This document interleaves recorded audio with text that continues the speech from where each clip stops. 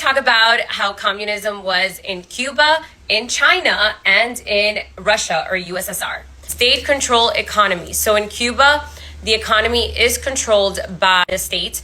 Nowadays, you are allowed to have businesses, but the taxes are so high and you have to pay a percentage back to the state. And at the end of the day, it's not really your business. It's always going to be a state-owned business. Communist China is still the same, is controlled by the state, and any private entity that comes into the country and wants to establish as a business, the state has to have a 51% ownership, even though the state has not put any money into it, but they still control the outcome and the input on it. Yeah, so the government was controlling every business. I don't think people were allowed to have any businesses. Everything was government. People didn't have anything. They didn't own anything.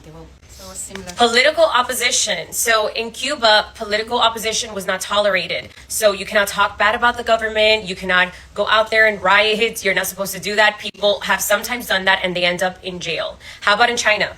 What is the political opposition? That doesn't exist in China. There's simply none. What happens if you do decide to...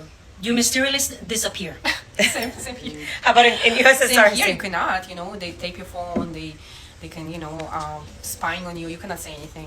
In Cuba, they used to open up the mail as well. Yeah, so whenever you would receive mail from the U.S., they would open it up and then seal it back. Did you guys see that? The same. Okay. The same.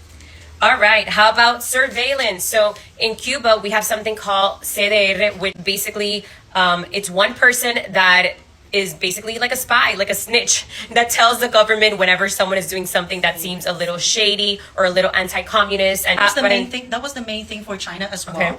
But now with technology, they have the face recognition surveillance camera all over the street in China, mainly in the mainland China. Not sure so much about Hong Kong yet, but that's what we're seeing.